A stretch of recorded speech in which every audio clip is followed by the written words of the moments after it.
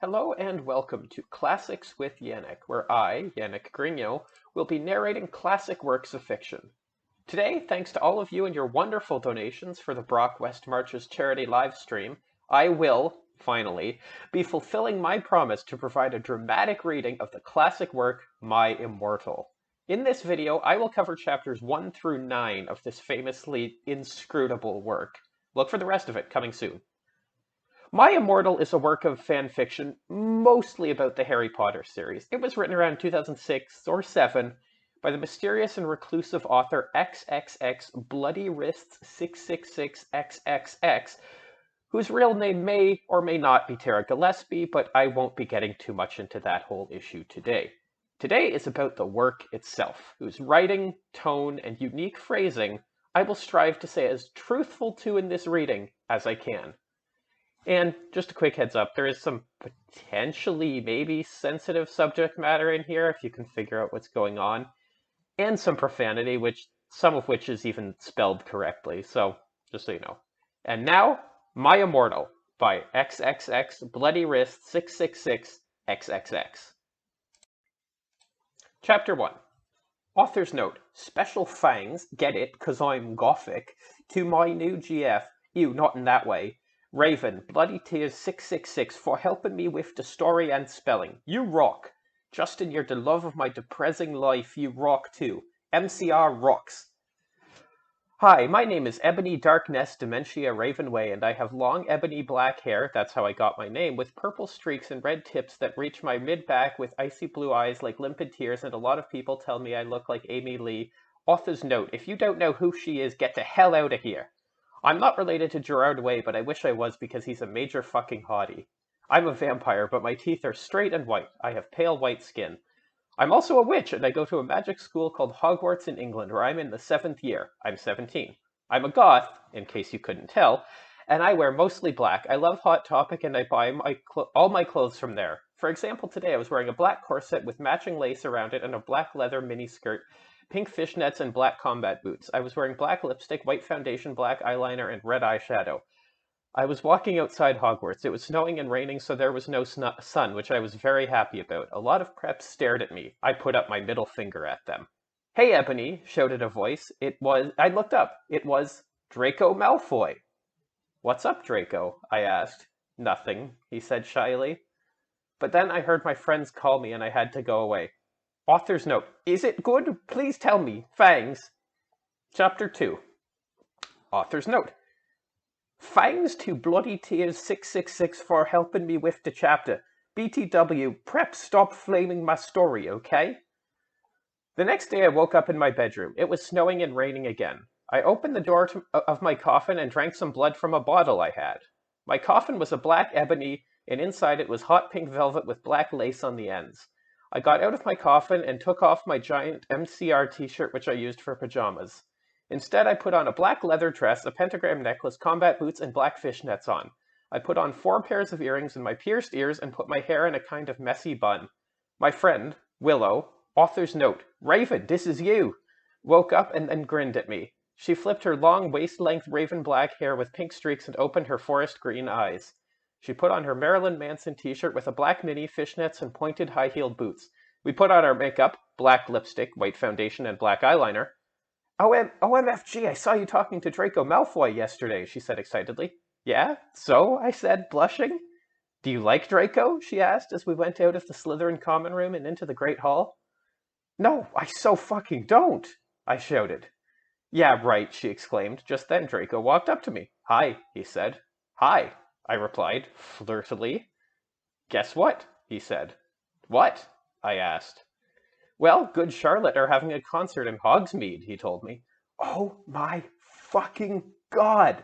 I screamed. I love GC. They are my favorite band, besides MCR.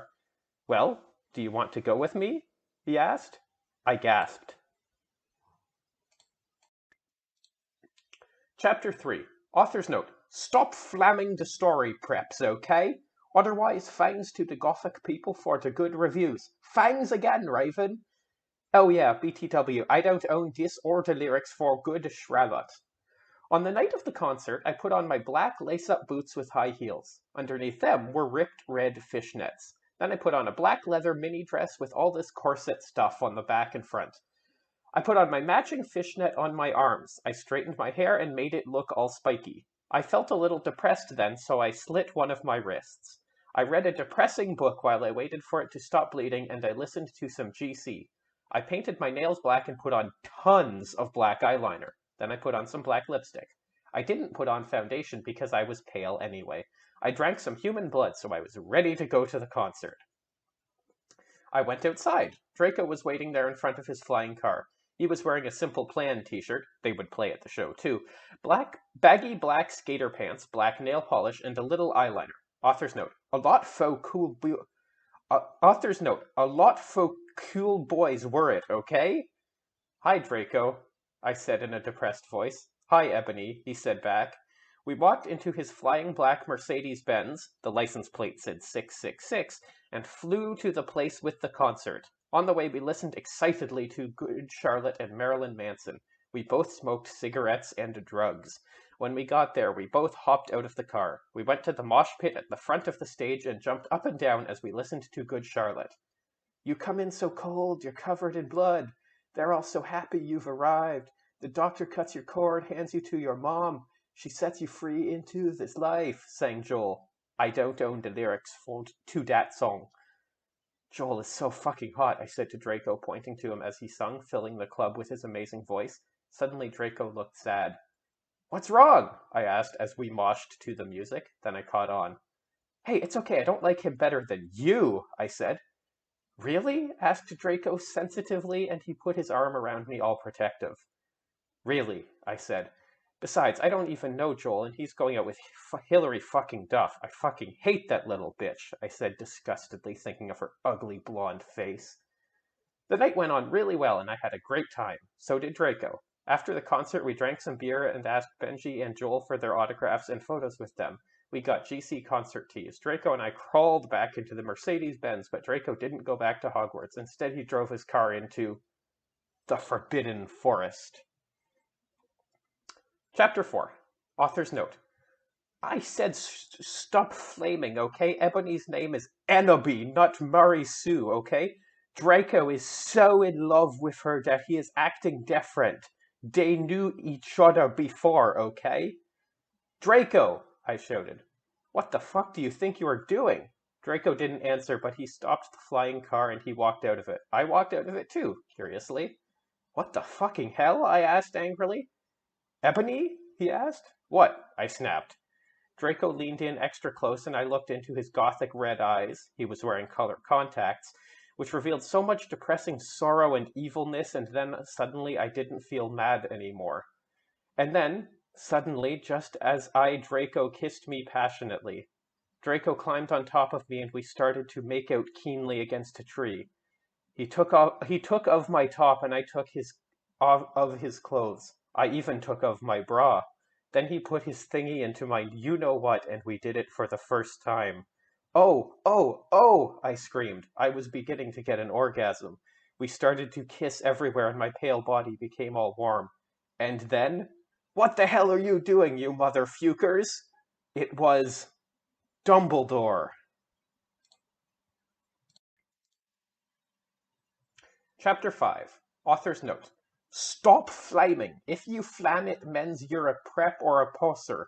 The only reason Dumbledore swore is 'cause he had a headache and on top of that he was mad at them for having sex. P.S. I'm not updating until I get 5 good reviews. Dumbledore made and Draco and I follow him. He kept shouting at us angrily. You ludicrous fools, he shouted. I started to cry tears of blood down my pallid face. Draco comforted me. When we went back to the castle, Dumbledore took us to Professor Snape and Professor McGonagall, who were both looking very angry.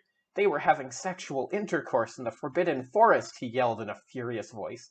Why did you do such a thing, you mediocre dunces? Asked Professor McGonagall. How dare you? Demanded Professor Snape. And then Draco shrieked, Because I love her! Everyone was quiet. Dumbledore and Professor McGonagall still looked mad, but Professor Snape said, Fine, very well, you may go up to your rooms. Draco and I went upstairs while the teachers glared at us. Are you okay, Ebony? Draco asked me gently. Yeah, I guess, I lied. I went to the girls' dorm and brushed my teeth and my hair and changed into a low-cut black floor-length dress with red lace all around it and black high heels. When I came out, Draco was standing in front of the bathroom and he started to sing I Just Wanna Live by Good Charlotte. I was so flattered even though he wasn't supposed to be there. We hugged and kissed. After that we said goodnight and he reluctantly went back into his room. Chapter 6. Author's note. Shut up, preps, okay? P.S. I will not update until you give me good reviews. The next day I woke up in my coffin. I put on a black miniskirt that was all ripped around the end and a matching top with red skulls all over it and high-heeled boots that were black.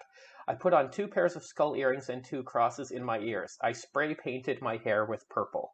In the Great Hall I ate some Count Chocula cereal with blood instead of milk and a glass of red blood. Suddenly someone bumped into me. All the blood spilled over my top. Bastard! I shouted angrily. I regretted saying it when I looked up, because I was looking into the pale white face of a gothic boy with spiky black hair with red streaks in it. He was wearing so much eyeliner that I was going down his face, and he was wearing black lipstick. He didn't have glasses anymore, and now he was wearing red contact lenses just like Draco's, and there was no scar on his forehead anymore. He had a manly stubble on his chin. He had a sexy English accent. He looked exactly like Joel Madden. He was so sexy that my body went all hot when I saw him, kind of like an erection, only I'm a girl, so I didn't get one, you sicko. I'm so sorry, he said in a shy voice. That's all right. What's your name? I questioned. My name's Harry Potter, although most people call me Vampire these days, he grumbled. Why? I exclaimed. Because I love the taste of human blood, he giggled. Well, I am a vampire, I confessed. Really? He whimpered. Yeah! I roared. We sat down to talk for a while. Then Draco came up behind me and told me he had a surprise for me, so I went away with him.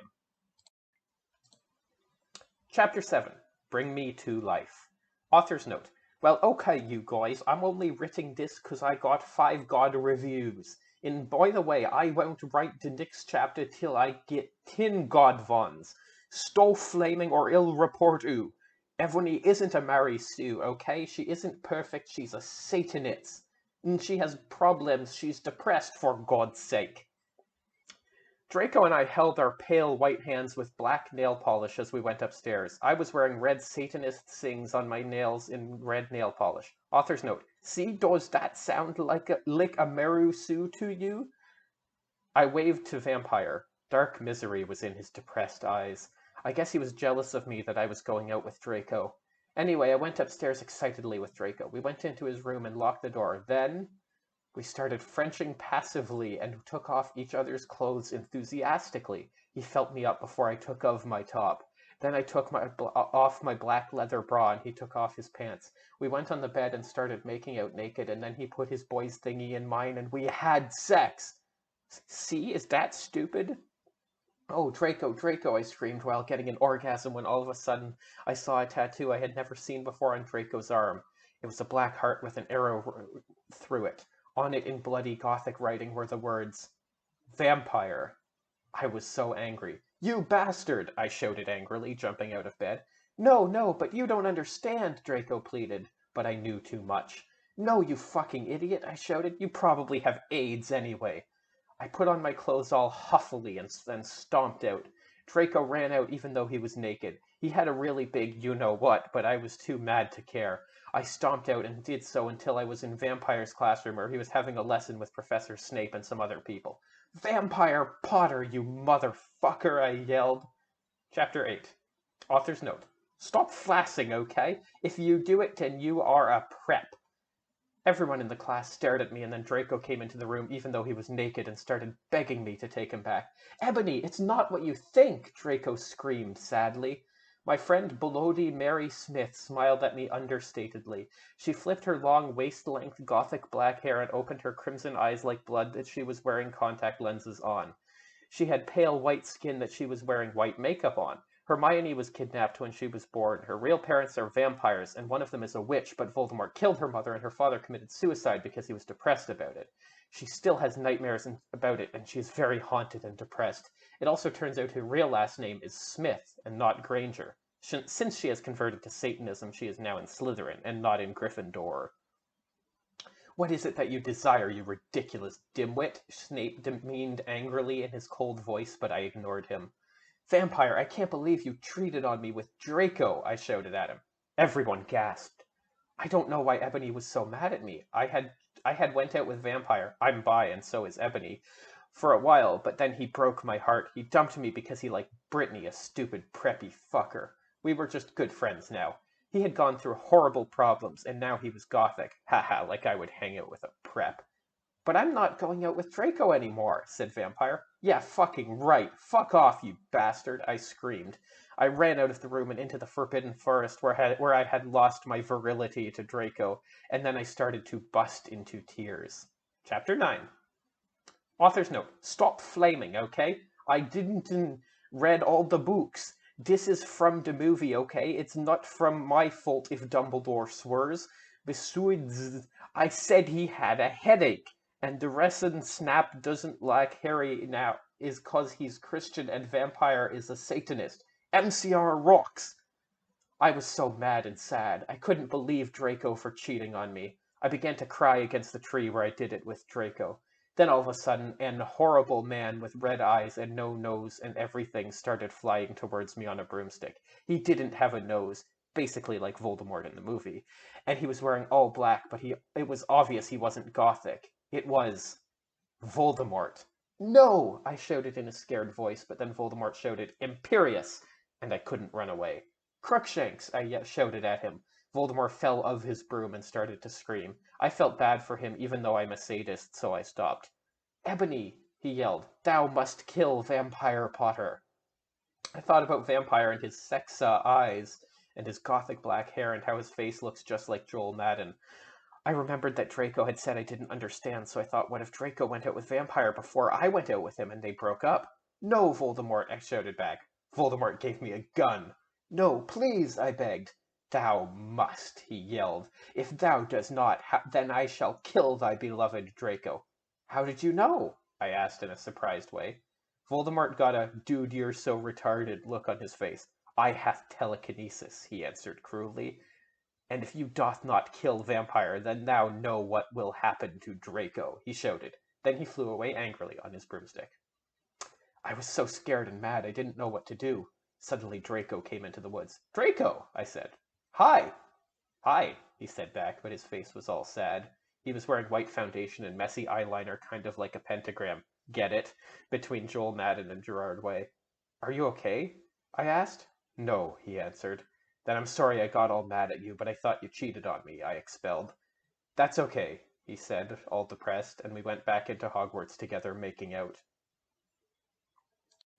Alright, that concludes the first 9 chapters of my Immortal. I hope you enjoyed watching it. I'm having fun doing it, but there's no way my voice is going to be able to let me record the whole thing, because it's rather long, and it only gets more insane and harder to read as it goes along. So I'll pick it up in a future video, so thanks for watching. I'll see you in the next one.